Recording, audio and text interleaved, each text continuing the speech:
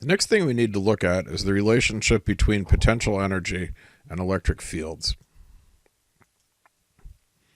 Electric fields are said to exert forces on charges that we place in them, the Q times E relationship. Work is done when moving parallel or anti-parallel to the electric field depending on the sign of the charge.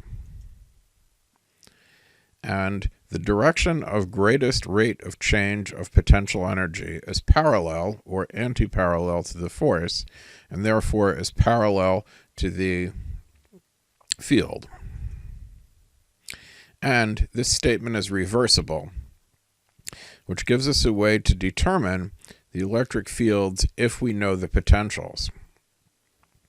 So many of you will not have done this before in this specific way.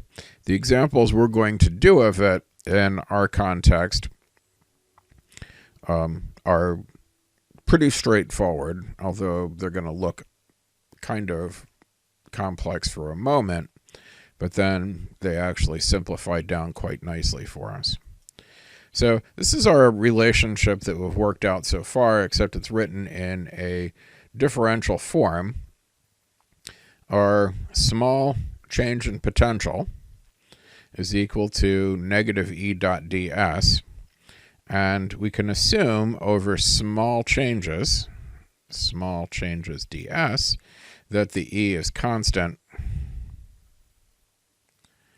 and therefore we can write this as a differential, this differential element in terms of the other differential element, and we can keep it in this form.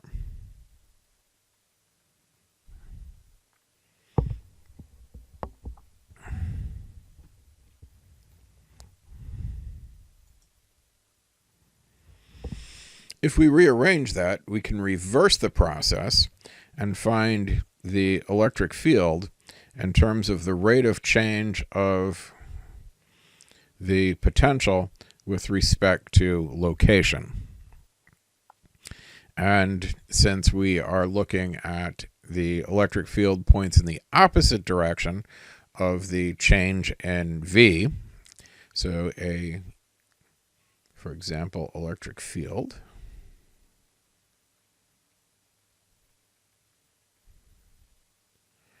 and a small positive charge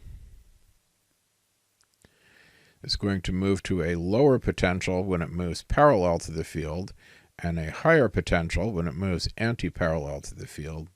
We have this negative sign appears. So that's the logic behind the negative sign. I know you can see the algebra that puts it there, but the reality is there is an actual physical sense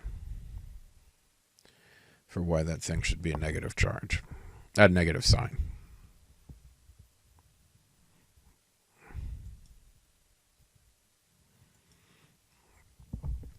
So reversing that process uses what's called a directional derivative. Sometimes it's arbitrarily called a partial derivative. And we're going to write that in what's called an operator form using the so-called gradient operator. So that the electric field at any point in space is the negative gradient being rate of change, direction of greatest rate of change, of the potential. So mathematically, we're going to write that out in terms of some gradient operators.